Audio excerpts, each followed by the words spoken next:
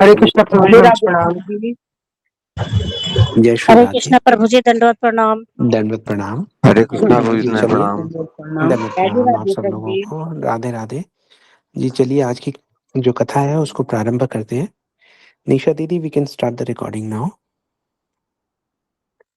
सर्वप्रथम मंगलाचरण।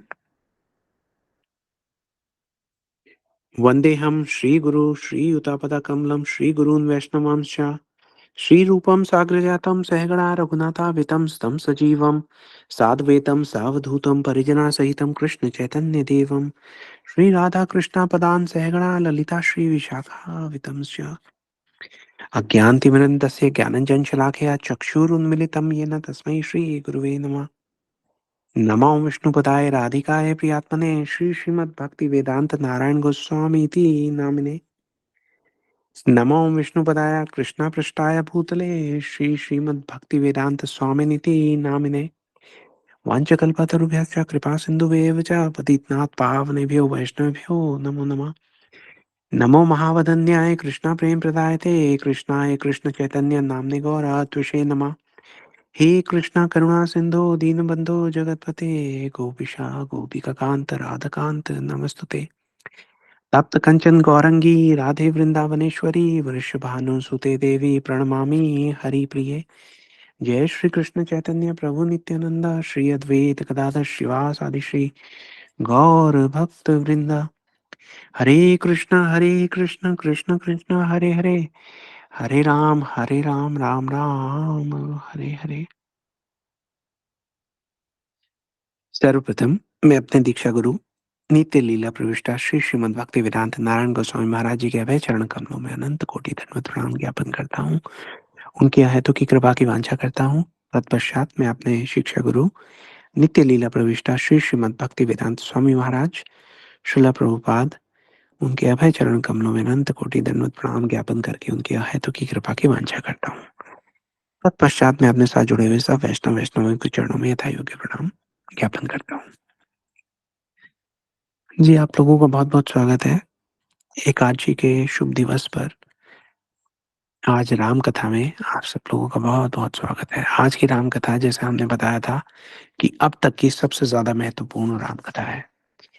देखिए, कुछ समय पहले लगभग 7-8 महीने हुए हमने रामचरितमानस का एक सिस्टमेटिकल स्टडी जो है वो शुरू की। पहले दिन में हमने देखा कि किस प्रकार से गोस्वामी तुलसीदास जी वंदना कर रहे हैं, प्रणाम दे रहे हैं, कथा शुरू कर रहे हैं। वहां से हमने शुरू किया रामचरितमानस का ग्रंथ। लेकिन देखिए, अगर सही सही समझा जाए तो अभी हम रामचरितमानस को स्पर्श भी नहीं कर पाए हैं, क्योंकि रामचरितमानस एक ऐसा अद्भुत, इतना विलक्षण ग्रंथ है। कलयुग के जीवों के लिए लिखा गया है, इसलिए देखने में ऐसा लगता है कि बहुत छोटा है, लेकिन ये है बहुत गहरा, बहुत बहुत बहुत गहरा है। इतने रहस्यों को ये अपने में समेटे हुए बैठा है ना, इतने तत्वों को अपने अंदर भरे हुए बैठा है कि हम समझ ही नहीं पाते कि क्या कहें और क्या ना कहें। कुछ कहने से ज्यादा हमें ये देखना पड़ता है कि हमारे पास बोलने और सुनने की योग्यता कितनी है। कल हमने कथा सुनी। कल हमने देखा कि माँ कैकेयी ने महाराज दशरथ से 2 वर मांगे। इतना तो हम सब ने देखा कि 2 वर मांगे। जो हम नहीं देख पाए वो ये है कि कल हमने 2 यात्राएं देखी हैं, बहुत लंबी लंबी यात्राएं, बहुत महत्वपूर्ण, बहुत गूढ़, बहुत मार्मिक यात्राएं। आज हम प्रयास करते हैं ये समझने का कि कल हुआ क्या। हम्म, ऊपरी दृष्टि से तो हमने देखा कि कैकेयी जी को भवन चली गई हैं, महाराज दशरथ वहां गए, कैकेयी जी ने 2 वर मांगे। महाराज दशरथ तो विश्वास ही नहीं कर पाए कि ये हुआ क्या।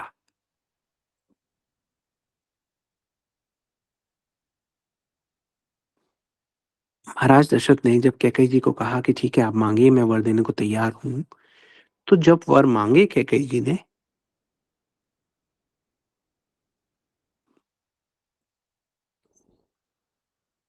महाराज दशरथ तो गिर गए कि प्राण निकल गए, है ना। अब ये सब सारा जो हम देख रहे हैं उसे समझने के लिए हम थोड़ा सा पीछे चलते हैं। हम पीछे वहाँ चलते हैं, शायद आप सब लोगों को याद हो, जो हमारे ग्रुप के साथ कुछ समय से जुड़े हुए हैं उनको याद होगा कि जब राम जी ब्याह कर घर आए थे, तो राम जी की तीनों माँओं ने, तीनों माताओं ने सीता जी को मुँह दिखाई दी थी। तो जब सीता जी को मुँह दिखाई दे रहे थे, तो सुमित्रा जी ने कहा कि हे सीता, मैं आपको क्या दूँ? आपको देने बस आपको देने योग्य वस्तु मैं कहाँ से लाऊँ? मेरे पास तो जो सबसे अनुपम वस्तु है ना, वो ये राम जी का सेवक लक्ष्मण है। मैं तुम्हें अपना पुत्रत्व प्रदान करती हूँ, मैं अपना पुत्र लक्ष्मण तुम्हें देती हूँ, आज से वो तुम्हारा पुत्र है। सुमित्रा जी ने ये कह दिया। कौशल्या जी ने सीता जी को देखा, बहुत प्रसन्न हुई। कौशल्या जी को समझ में नहीं आया कि मैं क्या करूँ? क्या दे दूँ इनको? तो कौशल्या जी ने कहा कि देखिए, सीता जी से कहा कि आपके पिता ने कन्यादान किया था। मेरे राम को इससे अधिक मूल्यवान वस्तु कोई जीवन में मिल नहीं सकती सीता जी से। तो आज मैं अपना जो है वो पुत्र दान करती हूँ। कौशल्या जी ने राम जी का हाथ जो है वो सीता जी के हाथ में दे दिया कि आज से मैंने तुम्हें राम ही दिया। इससे ज़्यादा तो मेरे पास कुछ है नहीं। हमने सुना कि जहाँ सुमित्रा जी ने लक्ष्मण दिए, कौशल्या जी ने राम दिए, कैकेयी जी ने कहा कि मैं अपना कनक भवन आपको देती हूँ। कनक भवन आप सब जानते हैं कि वातानुकूलित है, गर्मी में ठंडा रहता है, ठंडी में वहाँ पे ठंड नहीं होती। सुनने में बात थोड़ी-सी विचित्र लगी, लेकिन उस समय किसी ने ज़्यादा इस बात पर ध्यान नहीं दिया कि कौशल्या जी ने राम दिए, सुमित्रा जी ने लक्ष्मण दिए, कैकेयी जी ने एक भवन दिया, है ना? कैकेयी जी ने भरत को क्यों नहीं दे दिया? क्या कारण था? विचार तो लगता है कि कुछ ना कुछ रहा होगा। हम सब इतने दिनों से सुने जा रहे हैं कि कैकेयी जी का जो स्नेह है राम जी के प्रति, कैकेयी जी का जो प्रेम है राम जी के प्रति, वैसा तो किसी का है ही नहीं। कौशल्या जी कहती हैं, तुम्हारी छोटी माँ के तुम प्राणों के भी प्राण हो राम। ये बड़ी-बड़ी बातें हम सुनते आए हैं और कैकेयी जी ने सीता जी को मुँह दिखाई में बस एक भवन दिया, भरत जी क्यों नहीं दे दिए? ज़रूर कोई कारण रहा होगा, ज़रूर कोई रहस्य रहा होगा। जी, इस रहस्य को आज हम समझने का प्रयास करते हैं। एक और कथा है, आप लोगों ने सुनी है, जो लोग हमारे साथ शुरू से जुड़े हुए हैं, वो तो बड़े भाग्यशाली हैं कि गोस्वामी तुलसीदास जी ने उनको बहुत कुछ बताया है। जो लोग बाद में जुड़े हैं, उनके लिए हम संक्षिप्त में ये कथा कर देते हैं, सुनिए ध्यान से। बात उस समय की है जब राम जी छोटे थे। अपना ज़्यादातर समय वो जो है कैकेयी जी के महल में ही बिताते थे अपनी छोटी माँ के साथ। तो एक दिन कैकेयी जी बैठी हुई थी और राम जी चुपके से पीछे से आए और कैकेयी जी की आँखों पर अपने छोटे-छोटे हाथ रख दिए। बोले, पहचानो कौन है? कैकेयी जी तो जान गई कि राम है, लेकिन बोली, ओह! मुझे तो पता नहीं कौन है। तो राम जी बड़े प्रसन्न हुए, ताली बजाने लगे, बोले, देखो मैं जीत गया, मैं जीत गया। तो कैकेयी जी बोली कि हे राम, तुम तो अपनी माँ से सदैव ही विजयी रहोगे, सदा जीत तुम्हारी ही होगी। राम जी कहते हैं, ठीक है माँ, अब मैं विजेता हुआ, तो अब मैं कुछ माँगूँगा तुमसे। कैकेयी जी का हृदय प्रसन्न हो गया, मेरा राम मेरे से कुछ माँगेगा? तो कहती है, पुत्र माँगो, क्या माँगना है? माँगो तो सही, तुम्हारे माँगने में देर होगी, मेरे देने में देर नहीं होगी। तुम कहो तो मैं अपने प्राण भी दे दूँ। तो राम जी कहते हैं कि नहीं, मैं ऐसे नहीं माँगूँगा।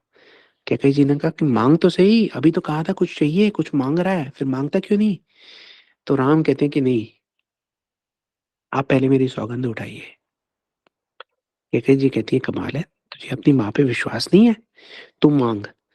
तो राम जी बोले, नहीं, जब तक आप मेरी सौगंध नहीं उठाएँगे तब तक मैं बताऊँगा नहीं कि मुझे क्या चाहिए।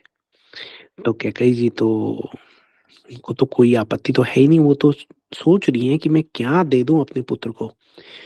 तो वो कहती है कि राम, मैं तुम्हारी सौगंध खाकर कहती हूँ कि तुम जो भी कहोगे मैं तुम्हें दूँगी। अब यहाँ पर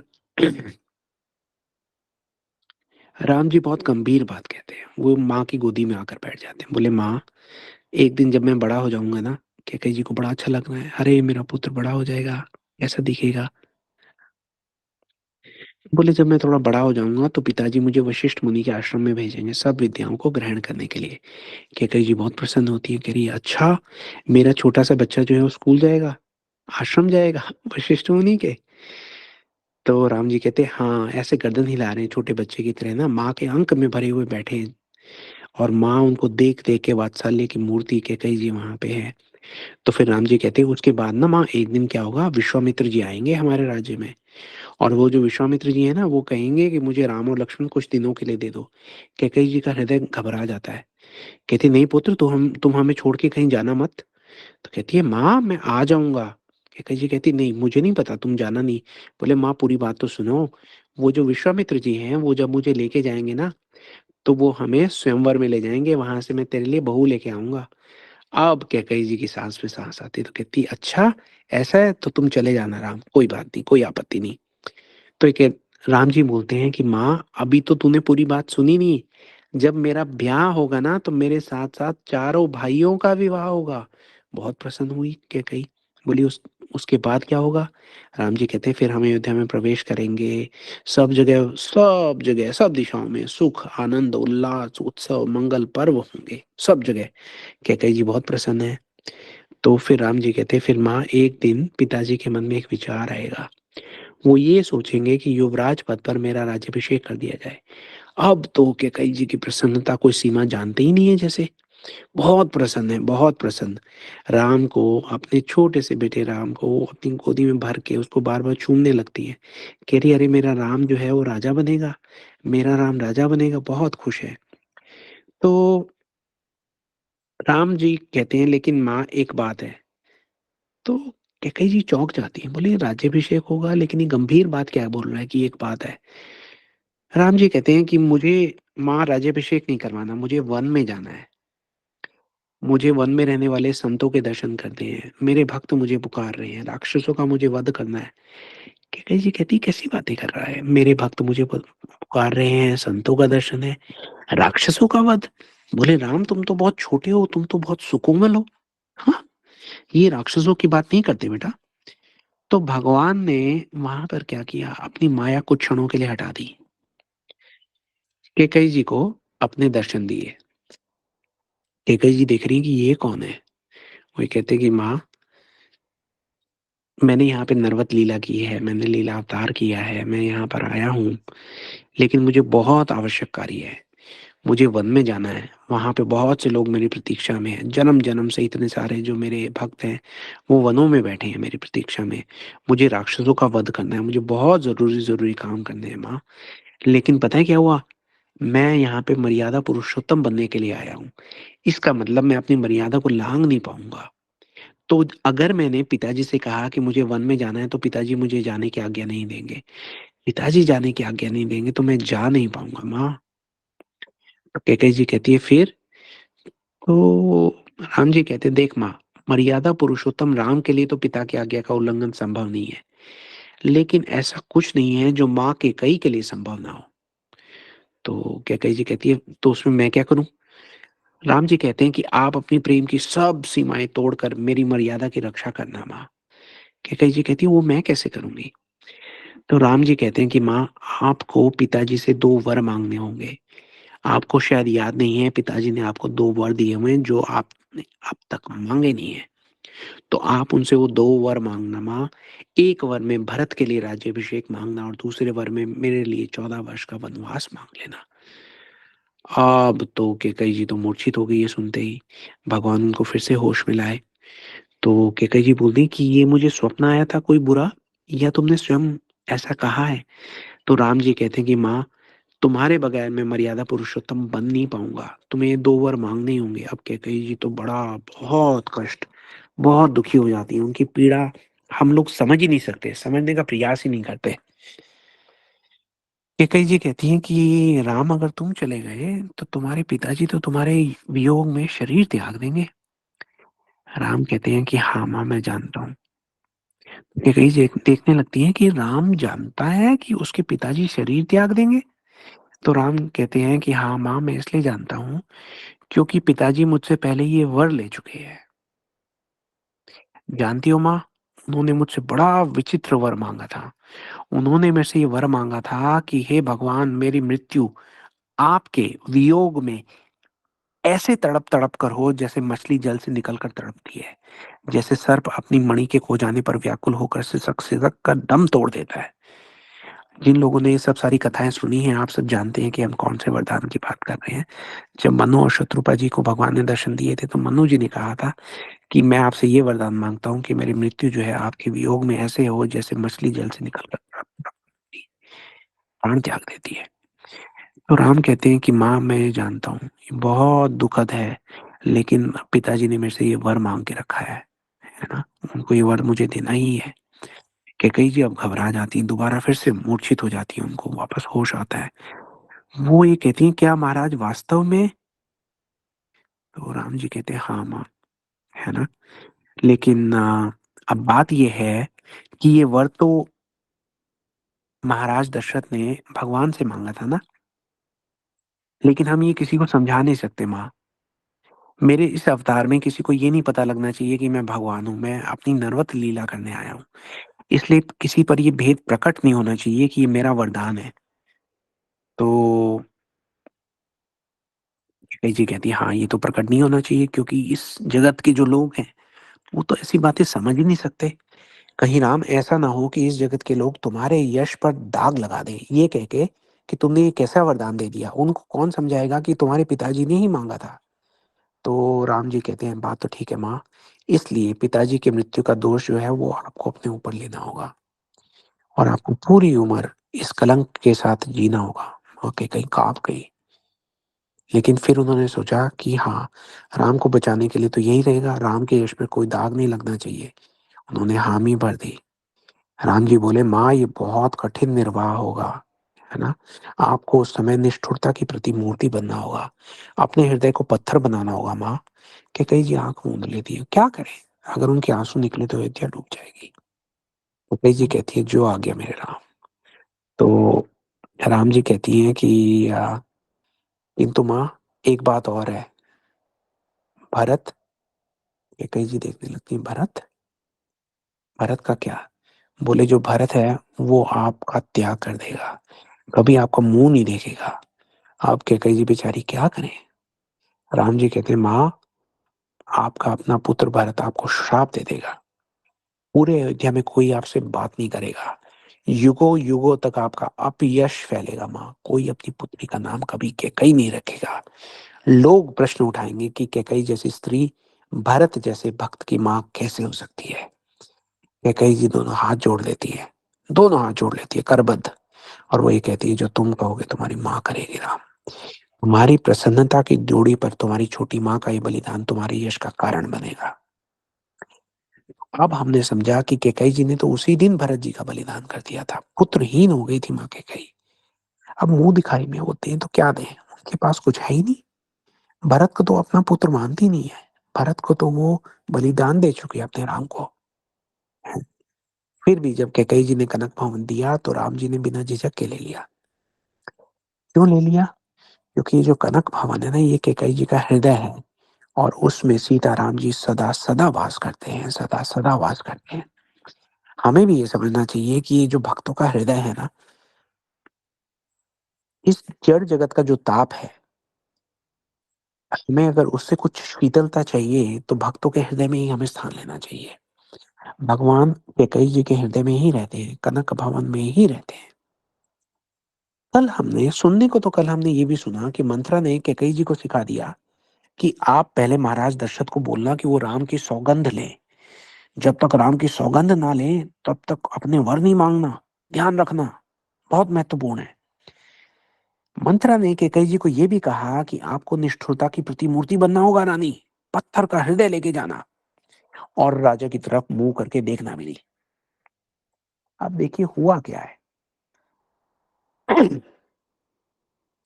हुआ ये कि जब कुटिल मंत्रा कैकेयी जी के हृदय पर कपटता का प्रहार करने के लिए आई, हमने देखा पिछले वीक की कथा थी, तो ठाकुर जी ने वहां पर एक क्षण के लिए अपनी माया को खींच लिया था। जब मंत्रा ने महाराज दशरथ को कपटी कहा तो कैकेयी जी को इतना क्रोध आया, उन्होंने मंत्रा पर वार कर दिया, उसको थप्पड़ मारा और कहा कि घर फोड़ी, तेरी इतनी हिम्मत कैसे हुई महाराज के बारे में ये कहने की।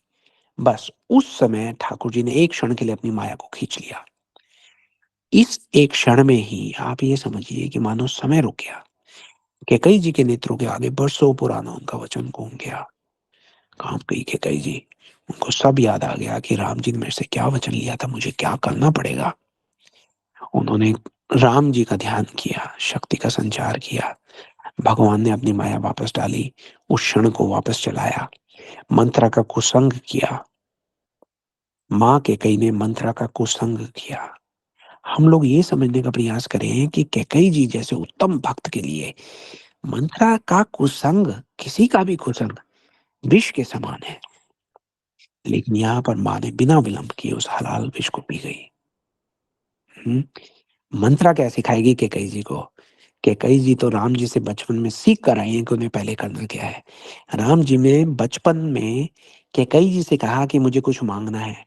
कैकेयी जी ने कहा माँगो राम, क्या माँगना है? लेकिन राम ने कहा नहीं माँ, पहले राम की सौगंध खाओ कि मैं जो माँगूँगा वो तुम दोगी।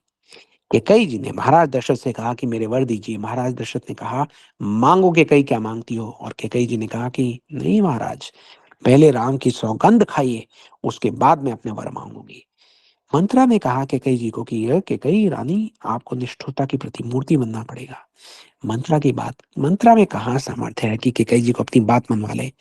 ये तो कैकेयी जी के जो हृदय, कैकेयी की कैकेयी जी के जो प्राणों के प्राण हैं राम, उन्होंने कहा था कैकेयी को कि माँ, आपको निष्ठुरता की प्रतिमूर्ति बनना होगा। मंत्रा ने कहा कैकेयी को कि रानी, अपना हृदय जो है पत्थर का कर लेना। अरे कहाँ बात मानेगी मंत्रा की? कैकेयी जैसी उत्तम भक्त, ये तो उनके भगवान ने, ये तो उनके राम ने कहा था कि माँ, अपना हृदय कुछ क्षण के लिए पत्थर का कर लेना। क्या त्याग, क्या अद्भुत, क्या विलक्षण बलिदान देखने को मिल रहा है हमें। मंत्रा ने तो चलो जो कहा सो कहा, लेकिन उसका एक परामर्श जो था वो बहुत अनिवार्य था। उसने ये कह दिया कि कैकेयी, महाराज दशरथ को देखना नहीं है ना? और वो बात कैकेयी जी ने अपने पल्ले बाँध ली। कैकेयी जी समझ गई कि अगर मैंने महाराज दशरथ को देखा, तो ये इतना कठिन कार्य शायद मैं कर ही ना पाऊँ। महाराज दशरथ को बिना देखे करना होगा मुझे। कितनी पीड़ा सहन की है। युग आएँगे, युग जाएँगे, कैकेयी जी की पीड़ा को कोई समझने की योग्यता अर्जित नहीं कर पाएगा। क्या-क्या नहीं सहा उन्होंने अपने राम के लिए। हुँ?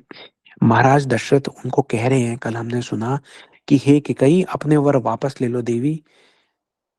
मैं सत्य बोल रहा हूँ, मेरे प्राण चले जाएँगे।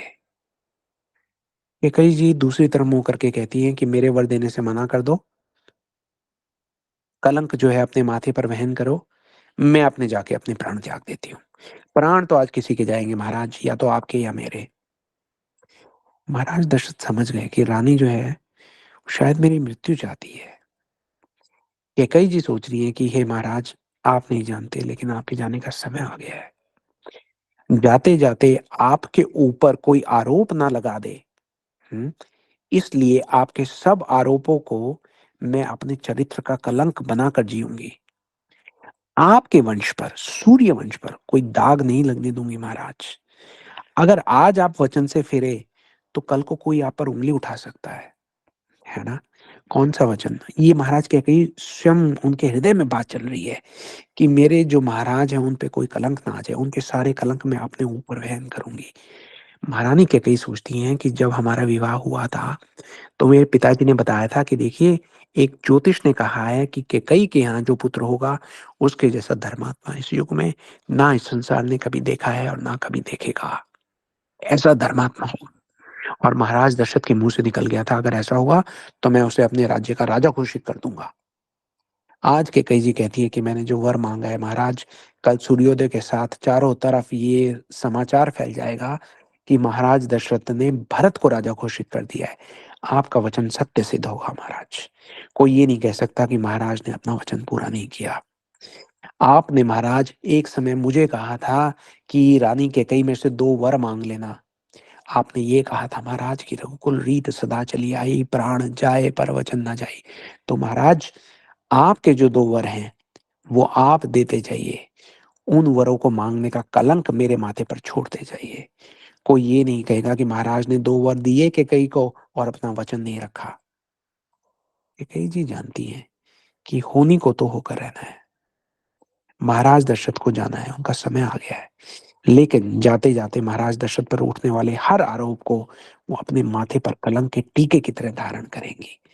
वो ये कहती है, महाराज, आप तो राजा हैं, आप बाहर जाएँगे, आप ये कलंक का वहन कहाँ करेंगे? मैंने अगर प्राण त्याग दिए तो वो तो एक आसान बात हो जाएगी। अच्छा ये है कि प्राण आप त्यागें और कलंक मैं अपने माथे पर लेके जीवित रहूँ। ये है कैकेयी माँ। हुँ, शब्द नहीं है हमारे पास। ऐसा प्रेम, ऐसी भक्ति। रूप गोस्वामी ये बोलते हैं, भक्ति की परिभाषा की बात चली ना कि अन्याभिलाषिता शून्यम ज्ञान कर्मादानाव्रतम अनुकूल्येन कृष्णानुशीलनम भक्तिरुत्तमा। जब हमारे हृदय में और कोई अभिलाषा रह ही ना जाए, ज्ञान और कर्म को तो हम छोड़ के आगे बढ़ें। हमें केवल एक याद हो कि भगवान की भक्ति के लिए जो अनुकूल है उसका हमें अनुशीलन करना है, वही भक्ति उत्तम है। महारानी कैकेयी भूल गई। केवल उनको एक बात याद रहेगी, राम की प्रसन्नता, राम की प्रसन्नता, राम की प्रसन्नता। जो कैकेयी जी के पास था, एक-एक वस्तु का उन्होंने त्याग कर दिया। सब त्याग कर दिया, है ना? ऐसे होते हैं भक्त, ऐसी होती है उत्तम भक्ति। ये है भक्ति की परिभाषा। और जहाँ ऐसी भक्ति होती है ना, वहाँ भगवान भी अपने सब प्रण का त्याग कर देते हैं। देखिए पूरी रामचरितमानस आप पढ़ लीजिए, एक-एक पेज को खंगाल लीजिए, पलटिए एक-एक पृष्ठ और आपको हर पृष्ठ पर मर्यादा पुरुषोत्तम भगवान राम की छवि दिखाई देगी। लेकिन केवल एक जगह भगवान जो है विवश हो गए, उन्होंने अपनी मर्यादा त्याग दी, कैकेयी जी के लिए। आपको पता होना चाहिए कि चित्रकूट में जब भरत गए, शत्रुघ्न गए, गुरु वशिष्ठ गए, उनके साथ 3 माताएँ भी गई वन में वापस लाने के लिए भगवान राम को। भगवान ने जब देखा कि अरे! ये तीनों माताएँ आई हैं, तो देखिए रघुकुल रीति की जो मर्यादा है वो ये है कि सबसे पहले बड़ी माँ के चरण स्पर्श होते हैं। राम ने जब देखा कि कैकेयी आई हैं, मेरी माँ आई हैं, भगवान ने वो मर्यादा भी तोड़ दी। कौशल्या जी आगे आ गए हैं, वो सोचती हैं कि अभी राम मेरे चरण स्पर्श करेंगे। राम जी उनसे आगे बढ़ गए, सुमित्रा जी थी उनसे आगे बढ़ गए, सीधा कैकेयी जी के चरणों में जाके गिर गए, है ना? कौन ये बात समझ पाएगा कि भगवान ये जानते हैं कि मेरी मर्यादा से भी बड़ी मेरी माँ है ना? कौन है वो व्यक्ति जो ये समझ पाए कि कैकेयी जी ने किया तो क्या किया? इस जगत के लोग जब आपसे, हमसे कभी ये कह दें कि कैकेयी जैसी स्त्री ने भरत जैसे भक्त को जन्म कैसे दिया? कैकेयी भरत की माँ कैसे हो सकती है? तो जाइए और ऐसे समाज को मुँह तोड़ उत्तर दे दीजिए कि कैकेयी जैसी माँ ही भरत जैसे पुत्र को जन्म दे सकती है। कैकेयी जी ही भरत की माँ बन सकती है। और केवल भरत की नहीं, कैकेयी मर्यादा पुरुषोत्तम भगवान राम की भी माँ है। विश्वास ना हो तो आज एक और रहस्य से पर्दा उठाते हैं हम। आप ये देखिए रामचरितमानस में गोस्वामी तुलसीदास जी ने लिखा कि जब महाराज दशरथ निढाल होकर गिर गए और राम जी उनके कक्ष में पहुंचे ये पूछने के लिए कि हुआ क्या, तो सबसे पहले उन्होंने कैकेयी जी से पूछा। कैकेयी जी को जब वो संबोधित करते हैं तो कैकेयी को माता कह के बुलाते हैं। वो ये कहते हैं मोहि कहु मात तात दुख कारण। मोहि कहु मात तात दुख कारण, इसका मतलब हे माता मेरे से पिताजी के दुख का कारण बोलिए। मुझे बताइए क्या कहा कैकेयी जी को? माता। देखिए हमारे समाज में हमारे अ, जो रीति चली आई है भारतवर्ष में उसमें आप माता स्त्रियों को कह सकते हैं, है ना? अपनी पत्नी को छोड़कर आप किसी को भी माता कह सकते हैं। तो जब कैकेयी जी ने बताया कि आपके जो पिता हैं उन्होंने मुझे 2 वरदान माँगने को कहा था, मैंने माँगा तो अब इनका ये हाल हो गया है। तो मैंने माँगा क्या? भरत के लिए राज्याभिषेक और आपके लिए वनवास। जब राम जी ने ये सुना तो उन्होंने सोचा कि मेरी माँ ने कितना कठिन कार्य पूरा कर दिया है। मैं भगवान होते हुए ये कार्य नहीं कर पाया। मैं भक्तों पर कितना निर्भर था और केवल एक ही भक्त ये कार्य कर सकता था। मेरी माँ कैकेयी, मेरी माँ कैकेयी ने कर पाया। तब राम जी बोलते हैं, तुलसीदास जी की लेखनी चलना शुरू होती है, ध्यान से पढ़िए क्या लिख रहे हैं। राम जी बोलते हैं, सुन जननी सोई सुत बड़भागी, जो पितु मातु बचन अनुरागी। पहले क्या बोला था? माता। अब क्या बोला है? जननी, है ना? अब तक रामचंद्र जी जो थे वो थे रघुकुल नायक श्री राम। यहाँ पर भगवान का जन्म हुआ है। हमने आज कहा था कि हम 2 यात्राएँ देख के हटे हैं कल। एक यात्रा थी राम के, श्री रामचंद्र जी से मर्यादा पुरुषोत्तम भगवान श्री राम बनने की यात्रा। दूसरी यात्रा थी माँ कैकेयी के माता से जननी बनने की यात्रा, है ना? जी, क्या कहें? ये जो पीड़ा है, ये जो उठा रही हैं कैकेयी जी, ये कैकेयी जी का बलिदान, ये व्यथा, ये माँ की प्रसव पीड़ा है। मर्यादा पुरुषोत्तम भगवान राम के जन्म के प्रसव की पीड़ा है जो कैकेयी जी ने उठाई है। ये यात्रा है कैकेयी जी की माता से जननी बनने की, है। बोलने दीजिए, ये जगत चाहे बोलता रहे कि कैकेयी के नाम पर कोई अपनी बेटी का नाम नहीं रखेगा, किसी भी कारण से। सोचने दीजिए, बोलने दीजिए उनको कि हम कभी अपनी बेटी का नाम कैकेयी नहीं रखेंगे। आप जानते हैं और हम जानते हैं कि असली कारण ये है कि भगवान की माँ किसी आम जीव की बेटी कैसे हो सकती है। इस संसार में अगर कोई कैकेयी होगी तो वो केवल एक ही कैकेयी होगी। ये संसार केवल एक ही कैकेयी को याद रखेगा, मर्यादा पुरुषोत्तम राम की जननी कैकेयी। जी, ये कथा है। कभी-कभी हमें लगता है कि तुलसीदास जी ने रामचरितमानस तो लिखी है, लेकिन ये कथा ही किसी और की है।